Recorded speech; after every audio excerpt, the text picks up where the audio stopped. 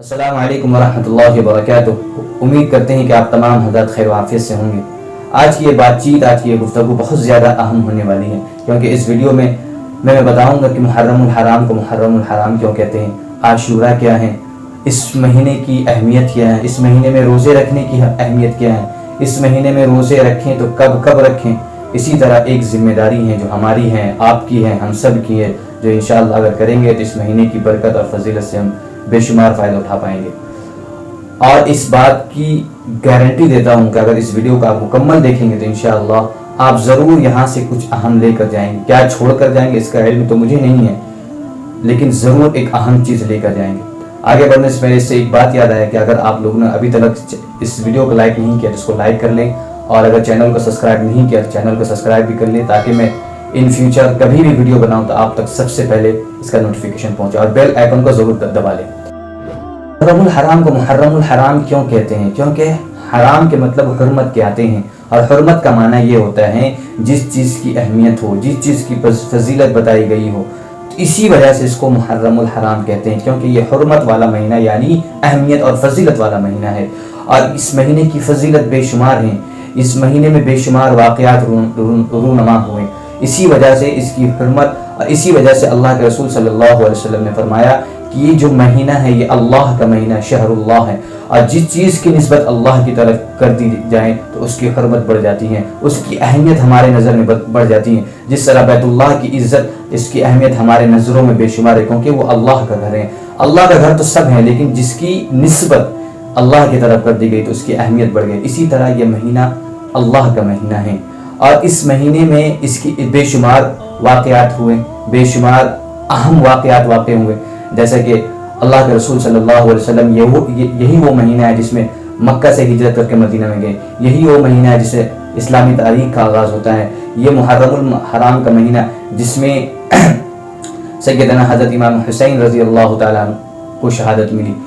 اور لوگوں کے درمیان ایک چیز بہت زیادہ عام ہے، وہ یہ ہے کہ محرم الحرام کی جو اہمیت ہیں وہ امام حسین کی شہادت کی وجہ سے ہیں۔ ایسا سوچنا بالکل غلط ہے، کیونکہ اس مہینے کی اہمیت اور اس کی حرمت یہ تو زمانے جاہلیت سے چلی آ رہی ہے، اللہ کے رسول صلی اللہ علیہ وسلم کے زمانے سے چلی آ رہی ہے۔ اس کی اہمیت سیدنا حضرت امام حسین رضی اللہ تعالیٰ عنہ کی زمانے سے چلی آ رہی ہے، تو اس کی اہمیت شہادت کی وجہ سے نہیں ہے، بلکہ امام حسین کی شہادت کی وجہ سے اس میں تو 4 چاند لگ گئے، اس کی اہمیت اور بڑھ گئی۔ تو ایسا کہنا کہ اس کی اہمیت صرف اور صرف شہادت کی وجہ سے نہیں، کربلا میں سیدنا حضرت امام حسین کی جب شہادت ہوئی تو اس مہینے کی فضیلت اور منقبت اور بڑھ گئی، اس کی عزت ہمارے دلوں میں، ہمارے ذہنوں میں اور زیادہ بڑھ گئی۔ تو ایسا کہنا اور سوچنا یہ درست نہیں ہے، کیونکہ اس کی اہمیت تو یہ اسلام کے اہم حصوں میں سے یہ ایک حصہ ہیں۔ اس مہینے میں ایک روزہ ہے جس کے متعلق اللہ کے رسول صلی اللہ علیہ وسلم نے ارشاد فرمایا، احتسب علی اللہ ان یکفر سنۃ الذی قبلہ، کہ جو شخص اس مہینے میں روزہ رکھے گا تو اللہ اس کے پچھلے 1 سال کے گناہ معاف کر دیں گے۔ اور اسی طرح اگر کوئی شخص اس مہینے میں روزہ رکھے گا تو اس کے ایک روزہ رکھنے کی وجہ سے 1 مہینے کے روزے کا ثواب ملے گا۔ تو اس مہینے میں روزہ کی بہت زیادہ اہمیت ہے۔ تو ہمیں روزہ رکھنا کیسے ہے؟ تو یاد رکھیں، سب سے پہلی چیز اس مہینے میں جو روزے رکھنے ہیں، جو افضل طریقہ ہے وہ 9، 10 اور 11، یہ 3 دن روزہ رکھیں، ٹھیک ہے؟ یہ سب سے اہم، سب سے اعلیٰ درجہ ہے روزہ رکھنے کا۔ اس مہینے میں 3 دن روزہ رکھیں، 9، 10، 11، تو ہمیں 3 دن رکھنا ہے۔ اگر کوئی نہیں رکھ پاتا ہے تو وہ 2 دن رکھیں، 9، 10 ملا لیں۔ اگر کوئی 9 نہیں رکھ پائے تو 10، 11 ملا لیں۔ اور اگر کسی کے اندر اتنی استطاعت نہیں کہ 2 دن روزہ رکھیں تو اس کے لیے ضروری ہے کہ وہ کم سے کم 1 دن کا روزہ 10 تاریخ یعنی عاشورے کے دن کا روزہ ضرور رکھیں۔ اب یہ مشابہت نہیں رہی، کیونکہ غیر اب نہیں رکھتے ہیں روزہ تو ہمیں اب رکھنے میں کوئی حرج نہیں ہے، لیکن اگر اللہ نے استطاعت دی تو 2 دن کا روزہ رکھیں، اور سب سے اعلیٰ طریقہ جو میں نے بتایا 3 دن ہمیں رکھنا ہے، تو یہ طریقہ ہو گیا۔ جیسا کہ اخیر میں بتایا تھا کہ ایک ذمہ داری ہوگی جو ہم سب کو کرنی ہے، ہمیں کرنی ہے، آپ کو کرنی ہے، اور ہم سب کو کرنی ہے۔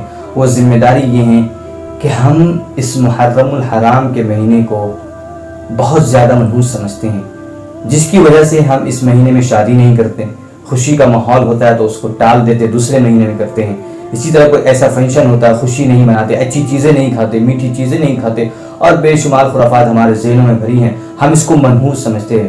میرے بھائی اور دوستو، یہ منحوس مہینہ نہیں ہے، یہ اللہ کا مہینہ ہے۔ اس میں تو عبادت کرنے کی ضرورت ہے، اس میں تو ہر وہ چیز کر سکتے ہیں جو ہم دیگر مہینوں میں کر سکتے ہیں۔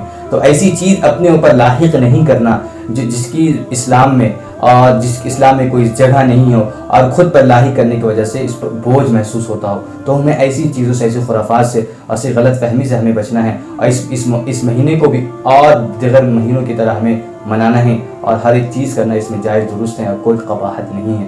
اللہ تبارک و تعالی ہم سب کو کہنے سننے سے زیادہ عمل کی